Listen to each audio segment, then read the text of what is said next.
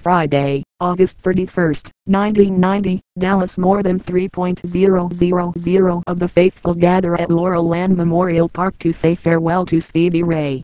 It's another sweltering Texas day, the 6th in a row in which temperatures exceed 100 degrees. By noon it is 103 and climbing. Some dress in black for the occasion. Despite the unforgiving sun, those wearing suits are quickly drenched in sweat. Inside the chapel, close friends and family mourn in private.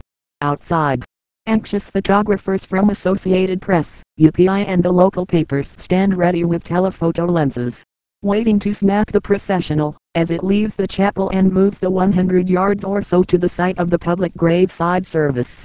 Cable networks and local TV stations are here in full force, their on-air crews trying to hold up under the intense heat.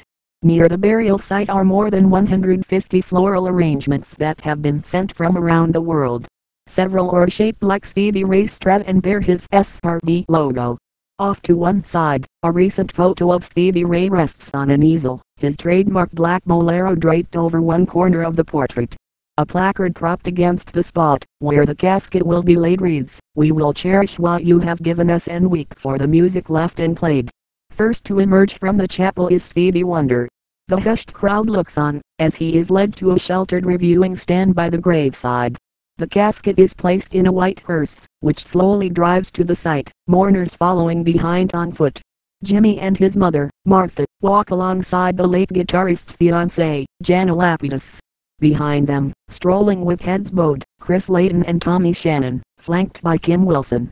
Behind them are Jeff Healey and his band, a tearful Charlie Sexton, Dr. John Z.Z. Tops, Billy Gibbons, Dusty Hill and Frank Beard, Mark Pollock of Charlie's Guitars in Dallas and Colin James, Charlie Cummer, Stevie Ray's personal friend and publicist for the past 8 years. Buddy Guy, overcome with grief, slips out of the chapel into a nearby car. The Reverend Barry Bailey of the First United Methodist Church of Fort Worth, Stevie Ray's AA sponsor, opens the service with some personal thoughts, his rich voice booming out to the crowd through 2 huge stacks of speakers. "We're here to thank God for this man's life," he begins. "He was a genius, a superstar, a musician's musician. He captured the hearts of thousands and thousands of people. I am thankful for the impact of this man's influence on thousands of people in getting his own life together in the name of God." Stevie Ray's close friend Bruce Miller steps to the podium and reads the 12 Steps to Recovery from the Alcoholics Anonymous Big Book, placing it on the casket. As he finishes, several mourners weep openly, as Nile Rodgers eulogizes Stevie Ray by recalling a tune from the family-style session he had produced only a few short weeks before. In the song Tick-Tock, he sings the refrain, "Remember." And what Stevie was trying to tell me, and I guess all of us, he was trying to tell me, "Nile, remember my music. Remember how important music is to all of us. And just remember that it's a gift." Stevie was truly touched by the hand of God. He had a powerful gift.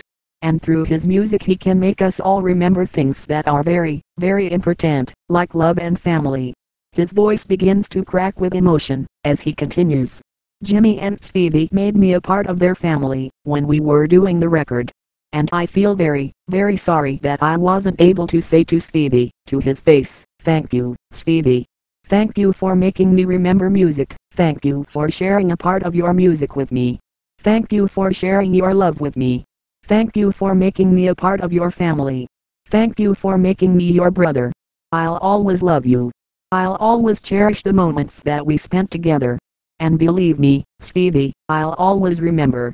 With that, the soulful sound of Stevie's soothing vocal on Tick-Tock pours through the speakers, touching hearts and raising goosebumps.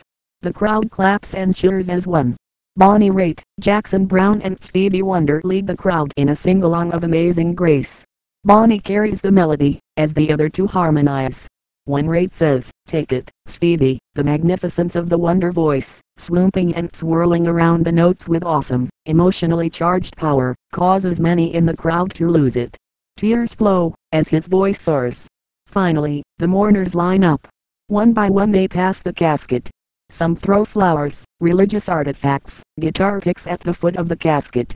The last to pay his respects, nearly an hour later, is Doug Castor, the young man who had mistakenly flown into Austin from Pittsburgh 2 days ago. He wheels himself up to the casket and says his fond farewells.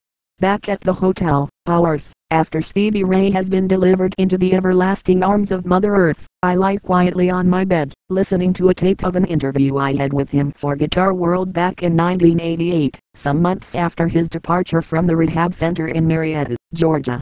His words still ring in my ears. There's just a lot more reasons to live now. I can honestly say that I'm really glad to be alive today, because, left to my own devices, I would have slowly killed myself. There were a lot of things there I was running from, and one of them was me. But you can't run from yourself. It may sound kind of trite, like no matter where you go, there you are.